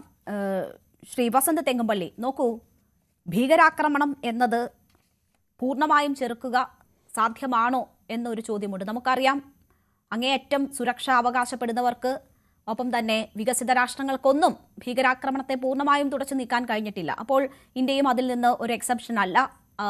അത്തരം ആക്രമണങ്ങൾ തടുക്കാനുള്ള ശ്രമങ്ങൾ നടക്കുന്നുണ്ട്. പക്ഷേ പൂർണ്ണമായും അതിനെ തടുക്കുക സാധ്യമുള്ളതല്ല എന്നിരിക്കെ ഇത്തരം സന്ദർഭങ്ങളിൽ ഒരുമിച്ച് നിൽക്കുകയും ഭീകരതയ്ക്കെതിരെ യോജിച്ച പോരാട്ടം നടത്തുകയുമല്ലേ ഉത്തരവാദിത്തപ്പെട്ട രാഷ്ട്രീയ പാർട്ടികൾ ചെയ്യേണ്ടത്? ഇവിടെ നോക്കൂ, മല്ലികാർജുൻ ഖാർഗെ ഉൾപ്പെടെയുള്ളവർ വലിയ വിമർശനങ്ങളുമായി സർക്കാരിനെ പ്രതിരോധത്തിലാക്കുന്ന തരത്തിൽ സുരക്ഷാ വീഴ്ച ചൂണ്ടിക്കാട്ടി സുരക്ഷാ ആരോപണങ്ങൾ ഉന്നയിച്ചുകൊണ്ട് രംഗത്ത് വരുന്നു. ആഭ്യന്തരമന്ത്രി നോക്കൂ, രാജ്യം ഒരു ഭീകരാക്രമണത്തിന്റെ മുനയിൽ നിൽക്കുമ്പോൾ ആഭ്യന്തരമന്ത്രിയുടെ രാജി ആവശ്യപ്പെടുകയാണ് കർണാടക മുഖ്യമന്ത്രി സിദ്ധാരാമയ്യ ഉൾപ്പെടെയുള്ളവർ, പ്രിയങ്ക ഖാർഗെ ഉൾപ്പെടെയുള്ളവർ. അപ്പോൾ ഇതാണോ ഈ സന്ദർഭത്തിൽ ഉത്തരവാദിത്തപ്പെട്ട രാഷ്ട്രീയ പാർട്ടികൾ ചെയ്യേണ്ടത് എന്ന ഒരു ചോദ്യം അവിടെയില്ലേ? അല്ല, ഇതിനു മുമ്പ് ഉത്തരവാദിത്തപ്പെട്ട രാഷ്ട്രീയ പാർട്ടി ഇത്തരം കാര്യങ്ങളിൽ എന്താണ് ചെയ്യേണ്ടതെന്ന് BJP നമുക്ക് കാണിച്ചു തന്നിട്ടുണ്ട്. മുംബൈ ഭീകരാക്രമണത്തിന്റെ സമയത്ത് ആ ആക്രമണം ഉണ്ടായി 2ാമത്തെ ദിവസം ഗുജറാത്തിൽ നിന്ന് ഫ്ലൈറ്റ് പിടിച്ചു മുംബൈയിൽ അതേ ഹോട്ടലിന്റെ ഫ്രണ്ടിൽ വന്ന് അന്നത്തെ UPA സർക്കാരിനെതിരെ ഘോരം പ്രസംഗിച്ച നരേന്ദ്രമോദിയുടെ ഉദാഹരണം നമ്മുടെ മുമ്പിൽ ഉണ്ട്. അന്ന് രാജിവെച്ചു പോയ കോൺഗ്രസിന്റെ ആഭ്യന്തരമന്ത്രിയും നമ്മുടെ മുമ്പിൽ ഉണ്ട്. അന്ന് ഞങ്ങൾ രാജിവെച്ചല്ലോ. അദ്ദേഹം 2 പ്രസ് മീറ്റുകളെ കാണുന്ന സമയത്ത് 2 കളറിലുള്ള ഷർട്ടാണ് ഇട്ടത് എന്നതായിരുന്നു അന്നത്തെ BJPയുടെ വിമർശനം. ഷർട്ട് മാറ്റാൻ ആഭ്യന്തരമന്ത്രിക്ക് സമയം കിട്ടുന്നു, എന്നാൽ രാജ്യത്തെ സംരക്ഷിക്കാൻ കിട്ടുന്നില്ല എന്നാണ്. ശ്രീ വസന്ത്, പാട്ടീൽ ഡ്രസ് മാറിയെങ്കിൽ പൊതുചടങ്ങിൽ പങ്കെടുത്തുവെങ്കിൽ നോക്കൂ, അമിത്ഷാ എന്താണ് ചെയ്തത്? ഈ സംഭവം അറിഞ്ഞ് മണിക്കൂറുകൾക്കുള്ളിൽ അദ്ദേഹം LNJP ആശുപത്രിയിൽ എത്തുകയാണ്. അതിൽ പരിക്കേറ്റ് കിടക്കുന്നവരെ നേരിൽ കാണുകയാണ്. അതിനുശേഷം അദ്ദേഹം ആ സ്പോട്ടിലേക്ക് പോവുകയാണ്. ഭീകരവാദികൾ കേന്ദ്രമാക്കിയ രാജ്യത്തെ വിറപ്പിക്കാൻ തിരഞ്ഞെടുത്ത ഇടത്തേക്ക് ആഭ്യന്തരമന്ത്രി എത്തുന്നു എന്നത് ഈ ലോകത്തിന് കൊടുക്കുന്ന സന്ദേശം എത്ര വലുതാണ് എന്നത് താങ്കൾക്ക് അറിയാമല്ലോ. അപ്പോൾ രണ്ട് സന്ദർഭങ്ങളെ ഹാൻഡിൽ ചെയ്ത കാര്യത്തിൽ വലിയ വ്യത്യാസമുണ്ട് ഇതിൽ എന്ന കാര്യം താങ്കൾ മറക്കരുത്. രണ്ടും ആഭ്യന്തരമന്ത്രിമാരാണ്. രണ്ടും നമ്മുടെ രാജ്യത്തിനെതിരായ പോരാട്ടം നടന്ന, അല്ലെങ്കിൽ രാജ്യത്തിനെതിരായ വലിയ വിധ്വംസക പ്രവർത്തനം നടന്ന സമയമാണ്. അത് രണ്ടും ഹാൻഡിൽ ചെയ്ത രീതി രണ്ടാണ്. രേണു രണ്ടും ശിവരാജ് പാട്ടീൽ എത്തിയില്ലെന്ന് രേണുവാണോ പറയുന്നത്? ന്യൂസ് 18 കേരള എന്നില്ല, ന്യൂസ് 18 ഇന്ത്യ ഉണ്ട്. നിങ്ങളുടെ ആർക്കൈവ്സ് എടുത്ത് നോക്കണം. ബോംബെയിൽ ശിവരാജ് പാട്ടീൽ എത്തിയിട്ടുണ്ടോ ഇല്ലയോ എന്ന്, എന്നിട്ട് വേണം സംസാരിക്കാൻ. ഞാൻ അതല്ലല്ലോ പറഞ്ഞത്. വസ്ത്രം മാറി അദ്ദേഹം പരിപാടിയിൽ പങ്കെടുത്ത സാഹചര്യമല്ല, അദ്ദേഹം എത്തിയില്ല എന്ന് ഞാൻ പറഞ്ഞില്ലല്ലോ. നെഞ്ചളവുള്ള പ്രധാനമന്ത്രി എവിടെ രേണു? 52 ഇഞ്ചിന്റെ നെഞ്ചളവുള്ള പ്രധാനമന്ത്രി എവിടെ? എന്താ ഭൂട്ടാൻ സന്ദർശനം ക്യാൻസൽ ചെയ്ത് തിരിച്ചിട്ടാണ് പ്രധാനമന്ത്രിക്ക് തോന്നാത്തത്? ഇനി എനിക്ക് മുമ്പ് സംസാരിച്ച BJP പ്രതിനിധി പറഞ്ഞു, ഈ രാജ്യത്ത് നരേന്ദ്രമോദി വന്നതിന് ശേഷം 3 അറ്റാക്കേ ഉണ്ടായിട്ടുള്ളൂ. എനിക്ക് അങ്ങനെ അറ്റാക്കുകളുടെ കണക്കെടുക്കുന്നതിന്റെ അത് വലിയ താല്പര്യമുള്ള ഒരാളായിരുന്നില്ല. എങ്കിൽ പോലും അദ്ദേഹം അത് പറഞ്ഞ സ്ഥിതിക്ക് ഞാൻ പറയാം 3 അല്ല. 2014 മഹാരാഷ്ട്രയിൽ ഉണ്ടായ മാവോയിസ്റ്റ് അറ്റാക്ക് മുതൽ 2015 ഉണ്ടാവുന്ന ജമ്മു കാശ്മീർ അറ്റാക്ക് വഴി, മണിപ്പൂരിൽ ഉണ്ടായ ടെററിസ്റ്റിക് അറ്റാക്ക് വഴി, 2015 ജൂലൈയിൽ ഉണ്ടാവുന്ന പത്താൻകോട്ട്, 2016 ജാനുവരിയിൽ ഉണ്ടാവുന്ന പത്താൻകോട്ട് അറ്റാക്കും, കൊഹർഗാർ ഷൂട്ടിങ്ങും, ഉറി അറ്റാക്കും, ബറമുള്ള അറ്റാക്കും, ഹഡ്വാർ അറ്റാക്കും, നാഗർകോട്ട് അറ്റാക്കും, ഭോപ്പാൽ അറ്റാക്കും, സുക്കുമ അറ്റാക്കും അടക്കം ഭീകരവാദികളുടെ അറ്റാക്ക് നരേന്ദ്രമോദി ഭരണത്തിൽ ഉണ്ടായിരിക്കുന്ന ഏറ്റവും അവസാനം പഹൽഗ്രാം അടക്കമുള്ളവിടെ എത്തുമ്പോൾ 38 അതിനുശേഷവും ഉണ്ടായി. ടോട്ടൽ 40ഓളം അറ്റാക്കുകൾ ഈ സർക്കാരിന്റെ കാലത്ത് ഉണ്ടായി. എന്നിട്ട് അവര് പറയാം 3 ഉണ്ടായുള്ളൂ. ആ കണക്കെടുക്കാനോ അവിടെ എത്ര പേർ മരിച്ചു വീണു എന്നതിന്റെ കണക്കെടുക്കാനോ താല്പര്യമുള്ള ഒരാളല്ല ഞാനോ കോൺഗ്രസ് പാർട്ടിയോ. പക്ഷെ ഞങ്ങളെ കൊണ്ട് പറയുപ്പിക്കുക. ഞങ്ങളുടെ സർക്കാർ നമുക്കറിയാമല്ലോ 2014 മുൻപുള്ള ഒരു സാഹചര്യം നോക്കിയാൽ നമ്മുടെ പ്രധാന നഗരങ്ങൾ ലക്ഷ്യമിട്ടുകൊണ്ട് അടിക്കടി ഭീകരാക്രമണം ഉണ്ടായിട്ടുണ്ട് എന്നതൊരു വസ്തുതയാണ്. അതിൽ കുറവ് വന്നിട്ടുണ്ട് എന്നതും ഒരു വസ്തുതയാണ്. ഇനി എത്ര തർക്കിച്ചാലും ഏതൊക്കെ ഇത്തരം റിപ്പോർട്ട് ചെയ്യപ്പെട്ടുള്ള സംഭവങ്ങൾ ഭീകര ആക്രമണമാക്കിയെടുത്താലും രാജ്യത്ത് അത്തരം ഒരു മാറ്റം ഉണ്ടായിരുന്നു എന്നതൊരു വസ്തുതയാണ്. വസന്ത്, എന്റെ രേണു BJPയുടെ വക്താവെന്ന് വേണ്ട. BJP വക്താവ് ലെഫ്റ്റ് ആയി പോയതുകൊണ്ടാണോ അങ്ങ് BJPയുടെ വക്താവുന്നത്? നോക്കൂ, ഡൽഹി എന്താ ഇന്ദ്രപ്രസ്ഥമാ. രാജ്യത്തിന്റെ ആത്മാഭിമാനം കുടികൊള്ളുന്നത് ഡൽഹിയിലാണ്. ആ ഇന്ദ്രപ്രസ്ഥ ആക്രമണം ഉണ്ടായാൽ അവിടെ ഇനി എന്ത് പറഞ്ഞ് ന്യായീകരിക്കാനാ? വേറെ എവിടെ ഇനി അറ്റാക്ക് ഉണ്ടാവേണ്ടത്? രാജ്യത്ത് MP മാർ, കേന്ദ്രമന്ത്രിമാർ, മന്ത്രിമാർ, സംസ്ഥാനത്തെ വിവിധ ഹൗസുകൾ, ഭരണശിലാകേന്ദ്രം, ആ ഭരണശിലാകേന്ദ്രത്തിൽ അറ്റാക്ക് ഉണ്ടായി. എന്താ ഇവിടുത്തെ സർക്കാരിന്റെ നിലപാട്? ഇനി ഇതിന് തൊട്ട് മുമ്പ് ഉണ്ടായ അറ്റാക്ക് ഉണ്ടല്ലോ, ആ അറ്റാക്ക് ഉണ്ടായിട്ട് എത്ര കാലമായി? അവിടുത്തെ പ്രതികളെ പിടിക്കാൻ സാധിച്ചിട്ടുണ്ടോ? ആരൊക്കെയാണ് ആ കേസിൽ പ്രതികൾ? കേന്ദ്ര സർക്കാരിന് അതിന്റെ ഉത്തരം പറയാനുണ്ടോ? ഇല്ല. അപ്പോ ഞങ്ങൾ ഇതാ 2-3 മാസത്തിനിടയിൽ ഏറ്റവും പ്രധാനപ്പെട്ട 2 സിവിലിയൻസിന് നേരെ അവരുടെ ജീവൻ ഹനിക്കുന്ന രീതിയിലുള്ള അറ്റാക്കുകൾ ഉണ്ടാവുമ്പോ ആ വിഷയവുമായി ബന്ധപ്പെട്ട് കേന്ദ്ര സർക്കാരിന് ഒന്നും ഇല്ലാതിരിക്കുമ്പോ അതിൽ പ്രത്യാക്രമണം നടത്തി എന്ന് പറയുന്നതിൽ ചോദ്യങ്ങൾ ഉയർന്നു വരുമ്പോ അതിനകത്ത് സംശയ ദുരൂപീകരണം നടത്താൻ കേന്ദ്ര സർക്കാരിനോ ആഭ്യന്തര വകുപ്പിനോ സാധിക്കാതെ വരുമ്പോ ഞങ്ങളെല്ലാം വായും പൊത്തി AICC ആസ്ഥാനത്ത് മൗനം വലിച്ചിരിക്കണം എന്ന് പറഞ്ഞാൽ ആ പണി നടക്കില്ലെന്നേ. ആ പണി നടക്കില്ല. ആ പണി ചെയ്യാനല്ല ഇന്ത്യയുടെ ജനങ്ങൾ, ഇവിടുത്തെ ഏതാണ്ട് കോടിക്കണക്കിന് വരുന്ന ജനങ്ങൾ ഞങ്ങൾക്ക് വോട്ട് ചെയ്ത് ജനങ്ങൾ വോട്ട് ചെയ്യുന്നത് അതൊരു അവർക്ക് ഏറ്റവും അടിസ്ഥാനം അവർക്ക് സുരക്ഷിതമായി ജീവിക്കാനുള്ള അവസരം ഒരുക്കുക എന്നതാണ്. അവർ വോട്ട് ചെയ്യുന്ന ആർക്കായാലും അതിനുള്ള ബാധ്യതയുണ്ട്. നോക്കൂ, ഇവിടെ ഇപ്പോൾ ഇത് സർക്കാരിന്റെ ഫെയിലിയർ ആയിട്ടാണ് ഖർഗെ പറയുന്നത്. നോക്കൂ, പാകിസ്ഥാനിൽ സമാനമായ ഒരു ഭീകരാക്രമണം അതിനുശേഷം നടന്നിട്ടുണ്ട്. അവർ ഇന്ത്യയാണ് ആ ആക്രമണത്തിന് പിന്നിലെന്ന ആരോപണം ഉന്നയിക്കുകയാണ്. അപ്പോൾ ഒരു തെളിവുമില്ലാതെ ഇന്ത്യക്ക് മേൽ ആരോപണം ഉന്നയിക്കാൻ പാകിസ്ഥാൻ ശ്രമിച്ചുകൊണ്ടിരിക്കുന്ന സമയത്താണ് ഇന്ത്യയിൽ ഈ ഒരു ഭീകരാക്രമണം ഉണ്ടായ സമയത്ത് ഇത് സർക്കാരിന്റെ വീഴ്ചയാണ് എന്നത് ഇവിടുത്തെ ഏറ്റവും വലിയ പ്രതിപക്ഷ പാർട്ടി ആരോപിക്കുന്നത്. അമേരിക്ക ഈ സംഭവത്തെ അപലപിക്കുമ്പോൾ ഭീകരാക്രമണം ഇന്ത്യയിൽ നടന്നത് ഭീകരാക്രമണം എന്ന് പറയുന്നില്ല, പാകിസ്ഥാനിലേത് ഭീകരാക്രമണമാണെന്ന് എന്ന് പറഞ്ഞുകൊണ്ട് അപലപിക്കുന്നു. ഭീകരതയ്ക്കെതിരെ ഒരുമിച്ച് നിൽക്കുമെന്ന് പറയുന്നു. അപ്പോൾ ലോകരാഷ്ട്രങ്ങൾ ഇത് കാണുകയാണ്. അപ്പോൾ ഇവിടുത്തെ സർക്കാരിന്റെ വീഴ്ചയാണ് ഇത്തരം ഒരു ആക്രമണത്തിന് പിന്നിലെന്ന സന്ദേശം ഇവിടുത്തെ പ്രതിപക്ഷ പാർട്ടികൾ കൊടുക്കുന്നത് ഇന്ത്യക്ക് ഒരു തരത്തിലും ഗുണകരമാകില്ല ഈ അവസരത്തിലെന്ന ബോധ്യം കോൺഗ്രസിന് ഉണ്ടാകണമല്ലോ. ഇല്ല, അതിന്റെ ആവശ്യമില്ലല്ലോ. കാരണം എന്താണെന്ന് വെച്ചാൽ ഇതിനു മുമ്പുണ്ടായ അറ്റാക്കിൽ പഹൽഗാമിൽ അടക്കം ഞങ്ങൾ എടുത്ത സ്റ്റാൻഡ് എന്തായിരുന്നു? ആ സമയത്ത് അവിടെ ആയതുമായി ബന്ധപ്പെട്ട പ്രതികളെ പിടിക്കാൻ പോലും സർക്കാരിന് സാധിച്ചിട്ടില്ല. 2, ഈ രാജ്യത്തിന്റെ പ്രധാനമന്ത്രിയായി അല്ലെങ്കിൽ ആഭ്യന്തരമന്ത്രിയായി ഒരാൾ സത്യപ്രതിജ്ഞ ചെയ്യുന്നത് രേണുവിന്റെയും എന്റെയും സ്വത്തിനും ജീവനും നമ്മുടെ സമാധാനത്തിനുമെല്ലാം സുരക്ഷിതത്വം നൽകിക്കൊള്ളാം എന്ന് പറഞ്ഞുകൊണ്ടാണ്. അതുകൊണ്ടാണല്ലോ കേന്ദ്ര ബഡ്ജറ്റിൽ ഏതാണ്ട് സിംഹഭാവവും ഇന്ത്യൻ സുരക്ഷിതത്വത്തിന് വേണ്ടി, സെക്യൂരിറ്റിക്ക് വേണ്ടി മാറ്റിവെക്കപ്പെടുന്നത്. അത് വെക്കപ്പെട്ടിട്ടും സംരക്ഷിക്കാൻ സാധിക്കുന്നില്ലെങ്കിൽ, ഇന്ദ്രപ്രസ്ഥം പോലും കുലുങ്ങുന്നുണ്ടെങ്കിൽ, അവിടെ പോലും ടെററിസ്റ്റിക് അറ്റാക്ക് ഉണ്ടാകുന്നുണ്ടെങ്കിൽ അത് ചോദ്യം ചെയ്യണ്ടേ? അത് ചോദ്യം ചെയ്തില്ലെങ്കിൽ എങ്ങനെയാണ് അത് തിരുത്തി പോകാൻ സാധിക്കുന്നത്? ഇതിലുണ്ടായിരിക്കുന്ന സെക്യൂരിറ്റി വീഴ്ചയുണ്ടല്ലോ, ഇതിലുണ്ടായിരിക്കുന്ന സുരക്ഷാ വീഴ്ച, അത് ചൂണ്ടിക്കാണിക്കാൻ ഈ രാജ്യത്ത് ഇന്ന് കഴിയുന്ന ഒരേ ഒരു പാർട്ടി കോൺഗ്രസ് പാർട്ടിയാണ്. ഞങ്ങളല്ലാതെ വേറെ ആര് പറയും? നിങ്ങളടങ്ങുന്ന മാധ്യമങ്ങൾ, ഞാൻ രേണുവിനെ അടക്കം അതിൽ ചേർക്കുകയാണ്, നിങ്ങളടങ്ങുന്ന മാധ്യമങ്ങൾ മോദി സ്തുതി പാടിക്കൊണ്ടിരിക്കുകയാണ്. അയ്യോ, ഇപ്പൊ നമ്മളൊന്നും മിണ്ടരുത് എന്ന് പറഞ്ഞാൽ ഇനി എപ്പോ മിണ്ടും രേണു? ഇനി എപ്പോഴാ മിണ്ടണ്ടേ? മോദിയാണ് ഒരു ഭീകരാക്രമണത്തിന്റെ പക്കൽ നിൽക്കുമ്പോഴാണോ ഈ ഇത്തരം സർക്കാരിന്റെ പരാജയമാണ് അത് എന്നതുൾപ്പെടെയുള്ള കാര്യങ്ങൾ പറയുന്നതും ചോദിക്കുന്നത് മോദി സ്തുതിയാണ് എന്ന് എനിക്ക് തോന്നുന്നില്ല. ശ്രീ വസന്ത്, നിങ്ങൾ കാര്യം എന്താണെന്നറിയോ? പഹൽഗ്രാമിൽ ഉണ്ടായ പാവപ്പെട്ട മനുഷ്യരുടെ ജീവനെ, പഹൽഗാമിൽ ആക്രമണം ഉണ്ടായപ്പോൾ ഈ സമീപനമാണോ കോൺഗ്രസ് സ്വീകരിച്ചത്? പഹൽഗാമിൽ കോൺഗ്രസ് ഈ സമീപനമാണോ സ്വീകരിച്ചത്? അല്ലല്ലോ, ഈ സമീപനമല്ലല്ലോ സ്വീകരിച്ചത്. പക്ഷേ പിന്നീട് അവിടെ ഉണ്ടായ സുരക്ഷാ വീഴ്ച ഉൾപ്പെടെയുള്ള കാര്യങ്ങൾ കോൺഗ്രസ് ജനങ്ങളുടെ ശ്രദ്ധയിലേക്ക് കൊണ്ടുവരികയും ചെയ്തു. പക്ഷെ അത് മാന്യമായ സമീപനമായിരുന്നു. പക്ഷെ നോക്കൂ, ഇവിടുത്തെ ആക്രമണത്തിന്റെ മുറിവുണങ്ങും മുമ്പ് ഇന്നലെ മുതൽ കോൺഗ്രസ് നേതാക്കൾ ഇത് സർക്കാരിന്റെ വീഴ്ചയാണ് എന്ന് പറയുന്നു, സർക്കാരിനെതിരെ രംഗത്ത് വരുന്നു, ആഭ്യന്തരമന്ത്രിയുടെ രാജി ആവശ്യപ്പെടുന്നു. ആ 2 സമീപനത്തിൽ കോൺഗ്രസ് 2 ഘട്ടങ്ങളിൽ സ്വീകരിച്ച സമീപനങ്ങളിൽ വ്യത്യാസമുണ്ട് എന്നത് ഞാൻ സൂചിപ്പിക്കുകയാണ്. അത് മോദി സ്തുതി കൊണ്ടല്ല, കോൺഗ്രസ് സ്വീകരിച്ച സമീപനങ്ങളിലെ വൈരുദ്ധ്യം കൊണ്ടാണ് അത് ചോദിച്ചത്. അത് വസന്തിന് മനസ്സിലായി കാണുമെന്ന് ഞാൻ കരുതുന്നു. വസന്തിലേക്ക് ഞാൻ തിരിച്ചെത്താം. ഇപ്പോൾ ടി.കെ. രാജ്മോഹൻ കൂടി നമുക്കൊപ്പം ചേരുകയാണ്.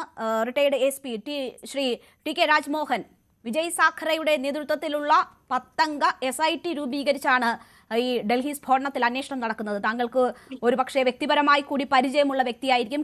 കേരള കേഡർ ഉദ്യോഗസ്ഥനാണ് അദ്ദേഹം. അപ്പോൾ ഇത് വളരെ വലിയ ഒരു മൊഡ്യൂളാണെന്നും വലിയ ആക്രമണങ്ങൾ ലക്ഷ്യമിട്ടിട്ടുണ്ട് എന്നുമാണ് മനസ്സിലാകുന്നത്. അപ്പോൾ ഇവരുടെ അടിവേരറുക്കുന്ന തരത്തിലുള്ള അന്വേഷണം ആവശ്യമാണ്. അതിന് ഈ 10 അംഗ സംഘം പര്യാപ്തമാണോ? താങ്കൾ എങ്ങനെയാണ് നോക്കിക്കാണുന്നത്? തീർച്ചയായിട്ടും ഈ ഇത്തരത്തിലുള്ള ടെററിസ്റ്റ് കേസുകൾ അന്വേഷിക്കേണ്ട സ്പെഷ്യലൈസ്ഡ് ഏജൻസിയാണ് NIA. അപ്പൊ NIA ഒരു സ്പെഷ്യൽ ടാസ്ക് ഫോഴ്സിനെ റെഡിയാക്കിയിരിക്കുകയാണ്. അതിൽ ADGP വിജയ് സാഖറെയാണ് അതിൽ ലീഡ് ചെയ്യുന്നതാണ് ന്യൂസ് കൊണ്ട് മനസ്സിലാവുന്നത്. ഇൻവെസ്റ്റിഗേഷൻ പ്രോപ്പറായിട്ട് മുന്നോട്ട് പോകുന്നതാണ് നമുക്ക് കിട്ടുന്ന ഇൻപുട്സ്. നമുക്ക് കിട്ടുന്ന പല വിവരങ്ങൾ വെച്ച് വളരെ ഡീപ്പായി ഇൻവെസ്റ്റിഗേഷൻ പോകുന്നത്. ഇപ്പം പല ഇൻപുട്ടും വരുന്നതിൽ ഈ ഇത് ചെയ്തു എന്ന് പറയുന്ന ഡോക്ടർ 10 മിനിറ്റ് ഒരു പള്ളിയിൽ പോയിരുന്നു എന്ന്, അവിടെ നമാസ് കണ്ടക്ട് ചെയ്യുന്നൊക്കെ ഇൻഫർമേഷൻ പുറത്തു വരുന്നത്. അപ്പൊ പല ഇൻഫർമേഷൻ വരികയാണ്. ഈവൻ ടർക്കി കണക്ഷൻ പറയാണ്. അങ്ങനെ ഒരുപാട് ഇൻഫർമേഷൻ വരികയാണ്. കൂടാതെ December 6 ആനിവേഴ്സറിക്കാണ് അവര് ട്രൈ ചെയ്തെന്നുള്ള അഭിപ്രായം വന്നിട്ടുണ്ട്. അങ്ങനെ പല ഇൻപുട്സും പല സ്ഥലത്തും വരുന്നുണ്ട്. അപ്പൊ ഇൻവെസ്റ്റിഗേഷൻ വളരെ ഡീപ്പായിട്ടാണ് പോകുന്നത്. അപ്പൊ ഡീപ്പായി പോകുന്ന ഇൻവെസ്റ്റിഗേഷനിൽ നമ്മൾ ഇപ്പോഴൊരു അഭിപ്രായം പറഞ്ഞത് ശരിയല്ല. കാരണം ഒരു അന്വേഷണ ഏജൻസിക്ക് അതിന്റെ സാവകാശം കൊടുക്കണം. പക്ഷെ ഇൻപുട്സ് പലതും കിട്ടുമ്പോൾ നമ്മൾ ഈ പബ്ലിക് ഡൊമൈനിൽ ചർച്ച ചെയ്യും സ്വാഭാവികമായിട്ടും. അത് ചർച്ച ചെയ്യണം. എന്നാലും മാത്രമേ ജനങ്ങൾ അതിനെപ്പറ്റി ബോധവാന്മാരാകും. പിന്നെ ഇതില് ഇൻവെസ്റ്റിഗേഷൻ പ്രോപ്പറായി മുന്നോട്ട് പോകുമ്പോൾ നമുക്ക് ഈ പറയുന്ന ഇൻപുട്സ് ഒക്കെ ആഡ് ചെയ്തിട്ട് അത് ഫർദർ ആയിട്ട് അനലൈസ് ചെയ്തിട്ട് പിന്നെ ബാക്കിയുള്ള ഓൾറെഡി കളക്റ്റഡ് എവിഡൻസ്, ഇനി കളക്ട് ചെയ്യാനുള്ള എവിഡൻസ്, ഇതൊക്കെ മുന്നോട്ട് കൊണ്ടുപോയിട്ട് വേണം ഇൻവെസ്റ്റിഗേഷൻ ഒരു പ്രോപ്പർ ലൈനിൽ ക്രോഡീകരിച്ചെടുക്കാൻ. അപ്പൊ അത്തരത്തിൽ ഈ NIA സ്പെഷ്യൽ ഏജൻസി ഇത്തരത്തിലുള്ള എല്ലാ കാര്യങ്ങളും അപ്പൊ ഒരുപാട് ഇൻപുട്സ് വരുന്നുണ്ട്. അപ്പൊ എന്തുകൊണ്ട് ഈ പറയുന്ന ഈ അക്യൂസ്ഡ് ഡോക്ടർ നബീൽ മുഹമ്മദ് ഈ ഡോക്ടർ ഈ നമ്മൾ സസ്പെക്ട് ചെയ്യുന്ന ഡോക്ടർ, ആ ഡോക്ടർ 10 മിനിറ്റ് സംഭവത്തിന് ഒരു 2-3 മണിക്കൂർ മുമ്പ് അയാൾ നമാസ് കണ്ടക്ട് ചെയ്തിട്ടുണ്ട്. അവിടെ ആരോ മീറ്റ് ചെയ്യുന്നത്. That's input. ആ ഇൻപുട്ടിന് ഫർദറായി ഡെവലപ്പ് ചെയ്ത് ഇൻവെസ്റ്റിഗേഷൻ മുന്നോട്ട് കൊണ്ടുപോകണം. പിന്നെ അതുപോലെ ഈ അറസ്റ്റ് ചെയ്ത ഡോക്ടർ താഹിർ ഡോക്ടർ അവരുടെ ഒരുപാട് ചാറ്റ് പരിശോധിച്ചപ്പോൾ ഒരുപാട് ഇൻഫർമേഷൻ അന്വേഷണ ഏജൻസിക്ക് ലഭിക്കുന്നത്. അങ്ങനെ പല കാര്യങ്ങളും പല സോഴ്സിലും പല ഇൻഫർമേഷൻസും വരുന്നുണ്ട്. അപ്പൊ ഈ ഇൻഫർമേഷനൊക്കെ ക്രോഡീകരിച്ച് ഇൻവെസ്റ്റിഗേഷൻ മുന്നോട്ട് കൊണ്ടുപോകണം. അപ്പൊ അത് നമ്മൾ ഒരു പബ്ലിക് ഡൊമൈനിൽ ചർച്ച ചെയ്യേണ്ട ആവശ്യമില്ല, എന്തൊക്കെ കിട്ടി എന്നുള്ളത്. പക്ഷെ അതിന്റെ ഔട്ട്പുട്ട് എന്താണെന്നും അതിൽ പ്രതികളുടെ എത്തിച്ചേരുന്നുണ്ടോ, എല്ലാവരെയും നിയമത്തിലേക്ക് കൊണ്ടുവരുന്നുണ്ടോ, ഇതിൽ പ്രോപ്പറായ ഇൻവെസ്റ്റിഗേഷൻ നടക്കുന്നുണ്ടോ എന്ന് മാത്രം നമ്മൾ വാച്ച് ഡോക്കായി ചെയ്താൽ മതി. അത് ചെയ്ത് അതല്ലാതെ ഇതിൽ പൊളിറ്റിക്കൽ അടി നടക്കുന്നത് ശരിയല്ല. ഇതുപോലെ ടെററിസ്റ്റ് കേസുകളിൽ ഒരു പൊളിറ്റിക്സ് അടി നടക്കുന്നത് ശരിയല്ല. അത് BJP ആയാലും ശരി, കോൺഗ്രസ് ആയാലും ശരി, അല്ലെങ്കിൽ NDA ആയാലും ശരി, ഇന്ത്യ സഖ്യ ആയാലും ശരി, അതൊരിക്കലും അതിന്റെ ആവശ്യമില്ല. കാരണം ഇതാണ് നമ്മുടെ ഏറ്റവും വലിയ മെനൈസ്. അത് ഒരു നമുക്കൊരു ശാപാണിത്. അതായത് UPA ഭരിക്കുമ്പോൾ BJP-ക്കാർ പറയും ഇത് ഇങ്ങനെയൊക്കെയാണ്, ഇങ്ങനെ പ്രശ്നമാണെന്ന്. അതുപോലെ തന്നെ ഇപ്പോഴേ BJP ഭരിക്കുന്നു, അപ്പം കോൺഗ്രസും അതിന്റെ അലീസും പറയാണ് ഇങ്ങനെ. ഇതൊരു ശാപാണ്. അത് നമ്മുടെ ചില സമയങ്ങളിൽ നമ്മൾ ഒന്നിച്ചു നിൽക്കണം. ട്രൂ സ്പിരിറ്റ്, നാഷണൽ സ്പിരിറ്റ്, അതായത് നമ്മൾ രാജ്യമുണ്ടെങ്കിലേ നമുക്ക് ഈ മുന്നോട്ട് പോകാൻ പറ്റൂ. ചുമരുണ്ടെങ്കിൽ ചിത്രം എഴുതാൻ പറ്റുള്ളൂ. അപ്പൊ ചുമര് നമ്മൾ ആ ഒരു രാജ്യത്തിന്റെ കൺസെപ്റ്റ് വെച്ചുകൊണ്ട് മുന്നോട്ട് പോകണം. ഇങ്ങനെയുള്ള ടെററിസ്റ്റ് അറ്റാക്ക് സമയത്ത് അതിനൊരു സാവകാശം കൊടുത്തതിന് ശേഷം അതിൽ നമുക്ക് അനലൈസ് ചെയ്യാം. അതിൽ വീഴ്ചകൾ ഒരുപാടുണ്ട്, ഇല്ല എന്ന് പറയുന്നില്ല. കാരണം എല്ലാ കാലത്തും ഈ ഇൻവെസ്റ്റിഗേറ്റിംഗ് ഏജൻസി, ഈ നമ്മുടെ ഇന്റലിജൻസ് ഏജൻസിക്കും എല്ലാവർക്കും വീഴ്ചകൾ പല സമയത്തും പല കാലത്തും ഉണ്ടായിട്ടുണ്ട്. അത് BJP കാലത്ത് ഉണ്ടാവില്ല എന്നും കോൺഗ്രസിന്റെ കാലത്ത് ഉണ്ടാവുന്നൊക്കെ ആർക്കും പറയാൻ പറ്റില്ല. അങ്ങനെ ഒരു നെറേറ്റീവേ ശരിയല്ല. കാരണം എല്ലാ സമയത്തും ഈ പോലീസ് ഫോഴ്സ് എന്ന് പറയുന്നത് ഒരു പാർട്ടിയുടെ മാത്രം ആൾക്കാരല്ല. ഞങ്ങൾ ഭരിക്കുമ്പോൾ, അതായത് ഞങ്ങൾ ഭരിക്കുമ്പോഴും ഓക്കെയാണ്, ഞങ്ങൾ എല്ലാ ഇന്റലിജൻസ് കളക്ട് ചെയ്യും. മറ്റു സമയത്ത് അതല്ല. അറ്റ്ലീസ്റ്റ് ടെററിസ്റ്റ് കേസുമായി ബന്ധപ്പെട്ട്, നമ്മൾ നാഷണൽ സെക്യൂരിറ്റിയെ ബന്ധപ്പെട്ടുള്ള ഇത്തരത്തിലുള്ള കേസുകൾ, നമ്മുടെ എനിമീസ് വന്ന് നമ്മൾ അറ്റാക്ക് ചെയ്ത് നമ്മൾ ഒരു വൾണറബിൾ പൊസിഷനിൽ നിൽക്കുമ്പോൾ ദയവ് ചെയ്ത് നമ്മൾ ഇത്തരത്തിൽ നിങ്ങളുടെ കാലത്ത് 10 ഞങ്ങളുടെ കാലത്ത് 15 എന്നൊക്കെ പറയുന്നത് ഒരു ബാലിസമാണ്. അത് മാറ്റി നിർത്തിക്കൊണ്ട് അന്വേഷണ ഏജൻസിക്ക് സാവകാശം കൊടുക്കണം.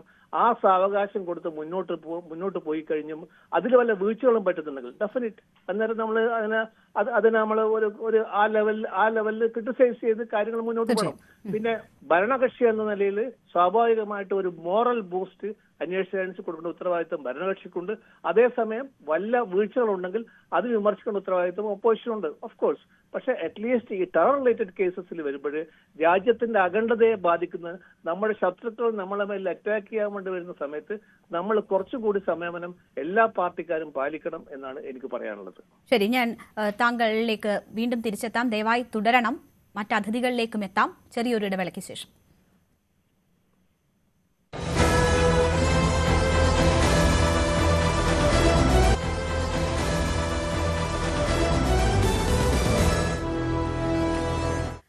ഡോക്ടർ മോഹൻ വർഗീസ്, ആദ്യഘട്ടത്തിൽ ഞാൻ താങ്കളോട് ചോദിച്ചിരുന്നു ഇതൊരു ഭീകരാക്രമണമാണ് എന്ന ഡിക്ലറേഷൻ വന്നിട്ടില്ലല്ലോ എന്ന കാര്യം സൂചിപ്പിച്ചിരുന്നു. ഇപ്പോൾ CCSന് ശേഷമുള്ള പ്രതികരണങ്ങൾ വന്നുകൊണ്ടിരിക്കുന്നതേ ഉള്ളൂ. നോക്കൂ, ഭീകരാക്രമണം ഇനി ഒരെണ്ണം ഉണ്ടായാൽ അതൊരു യുദ്ധപ്രഖ്യാപനമായി കണക്കാക്കുമെന്നത് ഇന്ത്യ നേരത്തെ തന്നെ വ്യക്തമാക്കിയിട്ടുള്ള കാര്യമാണ്. അത്തരത്തിൽ ജെയ്ഷെ മുഹമ്മദിന്റെ ബന്ധമൊക്കെ പറയുന്നുണ്ട് എങ്കിൽ പോലും കൃത്യമായ ഒരു ഇടപെടൽ കണ്ടെത്തുക എന്നതിലേക്ക് കാര്യങ്ങൾ എത്തിയിട്ടുണ്ടോ? ഇവിടെ ഇപ്പോൾ പ്രധാനപ്പെട്ട ഇതിൽ ഉൾപ്പെട്ടിട്ടുള്ള ഡോക്ടർമാർ എന്ന് കരുതുന്നവരുടെ യാത്രാ വിവരങ്ങൾ അന്വേഷണ സംഘം ശേഖരിക്കുമ്പോൾ പലരും തുർക്കിയിലേക്ക് ആവർത്തിച്ച് യാത്ര ചെയ്തിട്ടുണ്ട് എന്ന തരത്തിലുള്ള ബന്ധങ്ങൾ കണ്ടെത്തിയിട്ടുണ്ട്. നമുക്കറിയാം, ഓപ്പറേഷൻ സിന്ദൂറിന്റെ സമയത്ത് തുർക്കി ആ വിഷയങ്ങളിലൊക്കെ സ്വീകരിച്ചിരുന്ന നിലപാടും പിന്നീട് സ്വീകരിക്കുന്ന നിലപാടും വളരെ നിർണായകമായിരുന്നു. പാകിസ്ഥാൻ ആയുധങ്ങൾ ഉൾപ്പെടെ നൽകി സഹായിക്കുന്നതിൽ തുർക്കി ഇപ്പോൾ കാണിക്കുന്ന ഇടപെടലുകൾ വളരെ പ്രസക്തവുമാണ്. ഈ ഘട്ടത്തിൽ അത്തരം അന്താരാഷ്ട്ര ഇടപെടലുകൾ ഈ ആക്രമണത്തിന് പിന്നിൽ സംശയിക്കേണ്ടുന്ന സാഹചര്യമാണോ ഉള്ളത്? ഇപ്പോഴും too early a time to respond എന്നുള്ളതാണ് ആദ്യ പ്രതികരണം. അതായത് ഒരു രാജ്യം ഔപചാരികമായി ഒരു തുർക്കി ബന്ധം സ്ഥിരീകരിക്കണമെങ്കിൽ കൃത്യമായ തെളിവുകൾ ഹാജരാക്കാൻ കഴിയണം.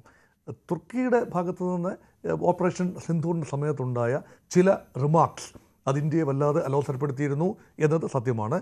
ഈ ആരോപണ വിധേയരായിരിക്കുന്ന സംശയത്തിൻ്റെ നിഴലിലുള്ള ഡോക്ടേഴ്സ് അവരുടെ ഒരു സഞ്ചാര പഥം നോക്കുമ്പോൾ പല ആവർത്തി ഇസ്താംബൂളിൽ അല്ലെങ്കിൽ തുർക്കിയുടെ പല ഭാഗത്തായി സന്ദർശിച്ചതായി ഇപ്പോൾ വൈകി വരുന്ന റിപ്പോർട്ടുകൾ സ്ഥിരീകരിക്കുന്നു. പക്ഷേ അതുകൊണ്ട് മാത്രം അതിൽ തീവ്രവാദ ബന്ധമുണ്ട് എന്ന് കരുതാനുമാവില്ല. അതുകൊണ്ടാണ് കൂടുതൽ ഇൻ്റലിജൻസ് ഇൻപുട്ടുകൾ കടന്നു വന്നുകൊണ്ടിരിക്കുന്ന സമയമാണ്. അതുകൊണ്ടാണ് ഗവൺമെൻറ് ഓഫ് ഇന്ത്യയുടെ ഭാഗത്തു നിന്ന് ഒരു പ്രതികരണം വളരെ പെട്ടെന്നുണ്ടാകാത്തത്. ഒരുപക്ഷേ ഈ ഉറി ആക്രമണത്തിന് ശേഷം നയപരമായ ഒരു മാറ്റം ഇന്ത്യ ഗവൺമെൻറ് കൊണ്ടുവന്നിട്ടുണ്ട്. എങ്ങനെയാണ് ടെററിസത്തെ കൈകാര്യം ചെയ്യുന്നത്? അതിർത്തി കടന്ന് വരുന്ന ഭീകരത, പലപ്പോഴും പാകിസ്ഥാൻ പറയുന്നത് നോൺ സ്റ്റേറ്റ് ആക്ടേഴ്സ്, രാഷ്ട്ര ഇതര ശക്തികളാണ് ഇത് നടത്തുന്നത്. അത് ജയ്ഷെ മുഹമ്മദ് ആണെങ്കിലും ഹിസ്ബുൾ മുജാഹിദീൻ ആണെങ്കിലും ഹർക്കത്തുൽ മുജാഹിദീൻ ആണെങ്കിലും ലഷ്കർ ഇ തൊയ്ബ ആണെങ്കിലും എല്ലാം തന്നെ പാകിസ്ഥാൻ ഗവൺമെൻറ്റുമായി ബന്ധമില്ലാത്ത നോൺ സ്റ്റേറ്റ് ആക്ടേഴ്സാണ്. ഇപ്പോൾ സംശയത്തിൻ്റെ കുന്തമുന നീളുന്നത് ജയ്ഷ് ഇ മുഹമ്മദ് എന്ന സംഘടനയ്ക്ക് നേരെയാണ്. പക്ഷേ കൃത്യമായ തെളിവുകളില്ലാതെ ജയ്ഷെ മുഹമ്മദാണ് അതിൻ്റെ പിന്നിൽ പ്രവർത്തിച്ചത് എന്നും മൗലാന മസൂദ് അസ്ഹറിൻ്റെ കൽപ്പന പ്രകാരമാണ് ഇത് നടത്തിയതെന്നും അദ്ദേഹത്തിൻ്റെ ഫാമിലി മെമ്പേഴ്സ് ഒരുപാട് ആ ആക്രമണത്തിൽ, ഇന്ത്യയുടെ ഓപ്പറേഷൻ സിന്ദൂർ സമയത്ത് മുറുട്കയിലും ബഹാവൽപൂരിലും നടന്ന ആക്രമണത്തിൽ കൊല്ലപ്പെട്ടു, അതിൻ്റെ പ്രതികാര നടപടി ആണ് എന്നും അതിനുവേണ്ടി ആരും പ്രതീക്ഷിക്കാത്ത കേന്ദ്രങ്ങളിൽ ആക്രമണം നടത്തുക, ആരും പ്രതീക്ഷിക്കാത്ത വ്യക്തികളെ ഉപയോഗിക്കുക, അങ്ങനെയാണ് ഒരു പേര് ഇവിടെ രംഗത്ത് വരികയാണ്, ഡോക്ടർ നിസാർ അൽ ഹസൻ. അപ്പം ഇദ്ദേഹം ഒരു പ്രൊഫസറാണ്. ഈ പറയുന്ന അൽ ഫലാൽ യൂണിവേഴ്സിറ്റിയുടെ മെഡിക്കൽ യൂണിവേഴ്സിറ്റിയാണ്, ആ മെഡിക്കൽ കോളേജാണ്, അവിടുത്തെ മുൻ പ്രൊഫസറാണ് അദ്ദേഹം. 2023 ജമ്മു ആൻഡ് കാശ്മീർ സർക്കാർ അദ്ദേഹത്തെ സർവീസിൽ നിന്ന് പിരിച്ചുവിട്ടു. അദ്ദേഹത്തിൻ്റെ ശിഷ്യന്മാരോ മുൻ സഹപ്രവർത്തകരോ ആയ ആളുകൾ ഉൾപ്പെടുന്ന ഒരു മോഡ്യൂളാണ് ഇതിൻ്റെ പിന്നിലെ ബുദ്ധി കേന്ദ്രം. അതിൽ തന്നെ ഇപ്പോൾ കൊല്ലപ്പെട്ടു എന്ന് സംശയിക്കുന്ന ആളാണ് ഉമർ നബി ആണ് ഇതിൻ്റെ മുഖ്യ സൂത്രധാരൻ എന്ന രീതിയിൽ സ്ഥിരീകരിക്കാത്ത റിപ്പോർട്ടുകളാണ് വരുന്നത്.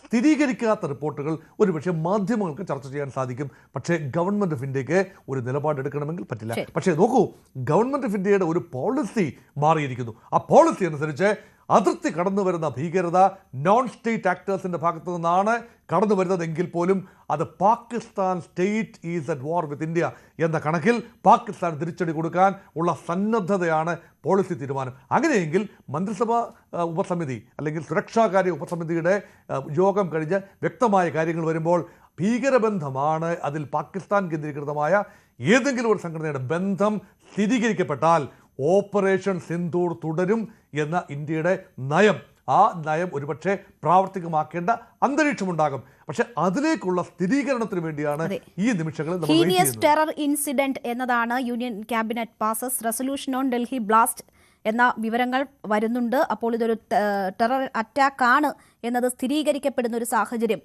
ഔദ്യോഗികമായി ഇതൊരു ടെറർ അറ്റാക്ക് ആണ് എന്ന് സ്ഥിരീകരിക്കപ്പെടുന്ന സാഹചര്യം സംജാതമായിരിക്കുന്നു എന്ന് വേണം മനസ്സിലാക്കാൻ. നമുക്കൊപ്പം ഇപ്പോൾ അഡ്വക്കേറ്റ് ശങ്കു ടി ദാസ് കൂടി ചേരുകയാണ്. ശങ്കു, ഇപ്പോഴാണ് കേന്ദ്രം ഇതൊരു ഭീകരാക്രമണമാണ് എന്ന സ്ഥിരീകരണത്തിലേക്ക് എത്തിയിരിക്കുന്നത്. നമുക്കറിയാം ഭീകരാക്രമണത്തെ വലിയ തോതിൽ ചെറുക്കാനായിട്ടുണ്ട് എന്നത് BJP സർക്കാരിൻ്റെ ഒരു അവകാശവാദമായിരുന്നു. ഇത്തരം പൊതുസ്ഥലങ്ങളിലുള്ള ഇത്തരം ബ്ലാസ്റ്റുകൾ കുറയ്ക്കാനായിട്ടുണ്ട് എന്നത് ഒരു വസ്തുതയുമായിരുന്നു. പക്ഷേ ഇതാ ഇപ്പോൾ പഹൽഗാമിന് ശേഷം വീണ്ടും ഒരു രാജ്യത്തെ നടുക്കുന്ന സംഭവം ഉണ്ടായിരിക്കുകയാണ്. ഇതൊക്കെ ഒരു യുദ്ധപ്രഖ്യാപനമായി കാണുമെന്ന പ്രഖ്യാപനം നേരത്തെ വന്നിട്ടുള്ളതാണ്. ഭീകരതയ്ക്കെതിരെ സന്ധിയില്ലാ പോരാട്ടം ഇന്ത്യ പ്രഖ്യാപിച്ചിരിക്കുകയാണ്. അപ്പോൾ ഇതിലിനി ആക്ഷൻ എടുക്കേണ്ടുന്ന സമയമാണ്, പ്രത്യേകിച്ച് ഇത് ഭീകരാക്രമണം എന്ന് സ്ഥിരീകരിക്കുന്ന സാഹചര്യത്തിൽ. അപ്പോൾ വാക്കുകൾ മാത്രമല്ല, പ്രവൃത്തിയും ഞങ്ങൾക്ക് അറിയാം എന്ന് ലോകത്തെ ബോധ്യപ്പെടുത്താൻ ഇനി എന്തൊക്കെ നടപടികൾ വേണ്ടിവരും? നോക്കൂ, diffused bomb does not make sound എന്നൊരു പ്രയോഗമുണ്ട്. അതായത് നിർവീര്യമാക്കുന്ന ബോംബുകൾ ശബ്ദം പുറപ്പെടുവിക്കാറില്ല. നമ്മൾ ഭീകരാക്രമണങ്ങളെ പറ്റി അറിയുന്നത് എവിടെയെങ്കിലും ഒരു സ്ഫോടനം നടക്കുമ്പോൾ മാത്രമാണ്. എന്നാൽ നമ്മുടെ സുരക്ഷാ ഏജൻസികൾ 24/7 വർക്ക് ചെയ്തുകൊണ്ടിരിക്കുകയാണ് ഇത്തരത്തിലുള്ള എത്രയോ ഭീകരാക്രമണങ്ങളെ നിർവീര്യമാക്കാനും ഇല്ലായ്മ ചെയ്യാനും. കഴിഞ്ഞൊരൊറ്റ മാസത്തിൽ മാത്രം ഇന്ത്യയിൽ 8 ഇടങ്ങളിൽ നടക്കേണ്ടിയിരുന്ന ഭീകരസ്ഫോടനങ്ങളെയാണ് കേന്ദ്ര സുരക്ഷാ ഏജൻസികളുടെ ഇടപെടൽ കൊണ്ട് നമുക്ക് അവേർട്ട് ചെയ്യാൻ സാധിച്ചിട്ടുള്ളത്.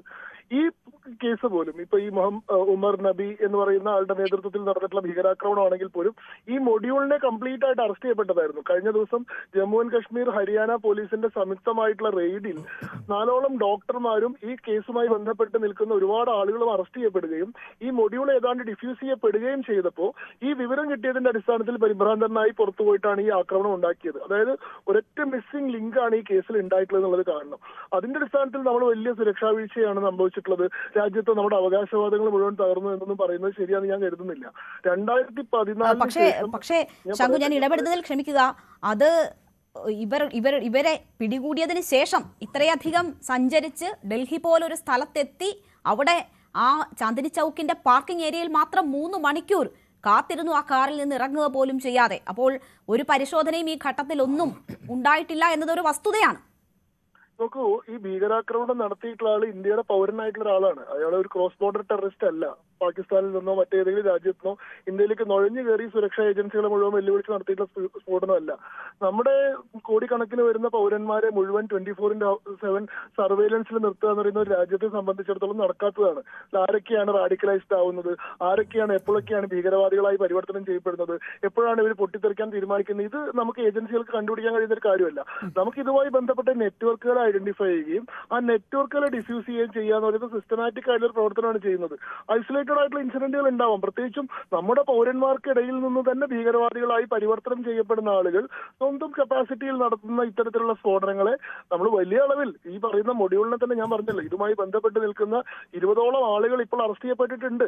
ഈ ആള് പോലും ഇങ്ങനെ ഭീകരാക്രമണത്തിന് മുൻപ് ഇദ്ദേഹത്തിന്റെ തൊട്ടടുത്ത് വരെ ഏജൻസികൾ എത്തിയിട്ടുള്ളതായിരുന്നു. ഇദ്ദേഹവുമായി ബന്ധപ്പെട്ട് നിൽക്കുന്ന 4 ഡോക്ടർമാർ കഴിഞ്ഞ ദിവസങ്ങളിൽ അറസ്റ്റ് ചെയ്യപ്പെട്ടിട്ടതാണ്.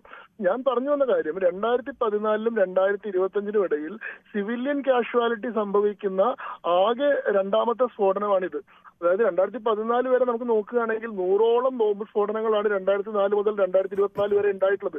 ഇന്ത്യയിലെ എല്ലാ മഹാനഗരങ്ങൾ കേന്ദ്രീകരിച്ചുകൊണ്ടും ഏത് മേജർ സിറ്റി നിങ്ങൾ പറഞ്ഞാലും ആ സിറ്റിയുമായി ബന്ധപ്പെട്ടൊരു സ്ഫോടനമുണ്ട്.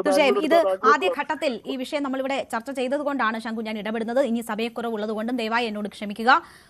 ശ്രീ വസന്ത തെങ്ങമ്പള്ളി, നോക്കൂ, ഇതൊരു ഭീകരാക്രമണമാണ് എന്നത് കേന്ദ്ര സർക്കാർ സ്ഥിരീകരിക്കുകയാണ്. ഭീകരരോട് സന്ധിയില്ല എന്ന് കേന്ദ്രം ആവർത്തിക്കുന്നു. കുറ്റവാളികളെ നിയമത്തിന് മുന്നിൽ കൊണ്ടുവരുമെന്ന് അശ്വിനി വൈഷ്ണവ് പറയുന്ന സാഹചര്യവും ഉണ്ടായിരിക്കുകയാണ്. ഇതൊരു ഭീകരാക്രമണം എന്ന് സ്ഥിരീകരിക്കപ്പെടുന്ന ഈ സാഹചര്യത്തിൽ ഇനി രാഷ്ട്രീയം മാറ്റിവെച്ച് ഭീകരതയ്ക്കെതിരായ പോരാട്ടത്തിൽ ഒരുമിച്ച് നിൽക്കേണ്ടുന്ന സമയമല്ലേ?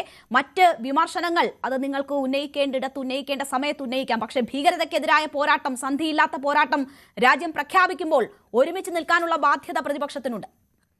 അല്ല, അത് ഇതിനു മുമ്പും ചെയ്തിട്ടുണ്ട്, ഇനിയും ചെയ്യുക തന്നെ ചെയ്യും. പക്ഷേ ചില മറ്റ പ്രവർത്തനങ്ങൾ ആവശ്യമായതുകൊണ്ട് തന്നെ തെറ്റുകൾ കണ്ട ചൂണ്ടിക്കാണിക്കുകയും ചെയ്യും. ഇപ്പോ ശംഖു അടക്കം ചില സ്കോർ ബോർഡ് കണക്കുകളാണ് പറയുന്നത്. ആ സ്കോർ ബോർഡുകൾ തന്നെ തെറ്റാണ്. ഞാൻ ചോദിക്കട്ടെ, എലത്തൂരിൽ എത്ര പേരാണ് തീവെപ്പിൽ മരണപ്പെട്ടത്?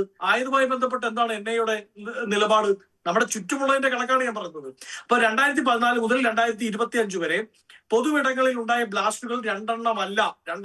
അത് കേന്ദ്ര ആഭ്യന്തര വകുപ്പ് പോലും, ആഭ്യന്തര മന്ത്രാലയം പോലും അക്സെപ്റ്റ് ചെയ്യുന്നതല്ല. നോക്കൂ, 6 മാസം മുമ്പാണ്, ഏതാണ്ട് 21 ഏപ്രിൽ 2025 26 പേരുടെ ജീവൻ എടുക്കുന്ന പഹൽഗ്രാം അറ്റാക്ക് ഉണ്ടാവുന്നത്.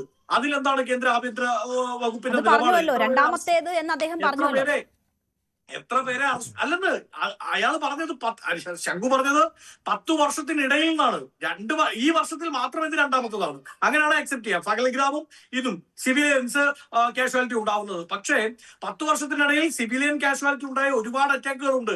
അത് പറഞ്ഞ് വഷളാക്കണ്ട. പക്ഷെ അത് ഇങ്ങനെ സ്കോർ ബോർഡ് BJP പ്രതിനിധികൾ പറയുമ്പോൾ അത് അങ്ങനെയല്ല എന്നുള്ളത് പൊതുജനം മനസ്സിലാക്കേണ്ടതുകൊണ്ട് പറയേണ്ടതായിട്ടുണ്ട്.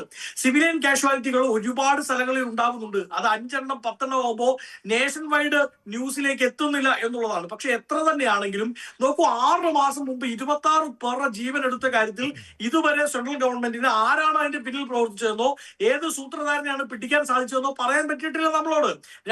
എല്ലാ ഭീകരരെയും വധിച്ചു എന്നത് കേന്ദ്രം പറഞ്ഞിട്ടുള്ളതാണ്. അതിന് പിന്നിലുള്ള എല്ലാ ഭീകരരെയും പഹൽഗ്രാമിലോ? അതെ. ഏത് കേന്ദ്രമാണ് പറഞ്ഞത്? രേണു മാത്രമായിരിക്കും അറിഞ്ഞേ, ഞാൻ അറിഞ്ഞിട്ടില്ല. ഈ രാജ്യത്തെ ആരും പറഞ്ഞിട്ടില്ല. മോഹൻ വർഗീസ് സാറിനോട് ചോദിക്കും. അങ്ങനെ ഒരു എവിടെ, ഏത് കേന്ദ്ര ആഭ്യന്തര വകുപ്പാണ് പറഞ്ഞത്? അങ്ങനെ ഒരു സ്റ്റേറ്റ്മെന്റ് ഉണ്ടോ കേന്ദ്ര ആഭ്യന്തര വകുപ്പിന്റെ? ഇല്ല കേട്ടോ, അതൊന്നും തെറ്റിദ്ധരിപ്പിക്കരുത്. ഇല്ല. ഞാൻ അങ്ങനെ വെല്ലുവിളിക്കുന്നു, ചലഞ്ച് ചെയ്യുന്നു. ഇല്ല, കേന്ദ്ര ആഭ്യന്തര വകുപ്പിന് ഇതുവരെ പഹൽഗ്രാമിന്റെ സൂത്രധാരൻ ആരാണെന്ന് കണ്ടുപിടിക്കാൻ സാധിച്ചിട്ടില്ല. അതിൽ പങ്കെടുത്തവരെ എല്ലാവരും വധിച്ചോ ഇല്ലയോ എന്ന് വ്യക്തത വരുത്താൻ സാധിച്ചിട്ടില്ല. അങ്ങ് തന്നെ BJP പ്രതിനിധിയോട് ചോദിക്കൂ. ഇല്ല. എനിക്കതിനകത്ത് സംശയമില്ല. കേന്ദ്ര ആഭ്യന്തര മന്ത്രി ഉൾപ്പെടെയുള്ളവർ പറഞ്ഞിട്ടുണ്ട്. ശങ്കുട്ടി ദാസ്, താങ്കൾ ടെലിഫോൺ ലൈനിലുണ്ടോ?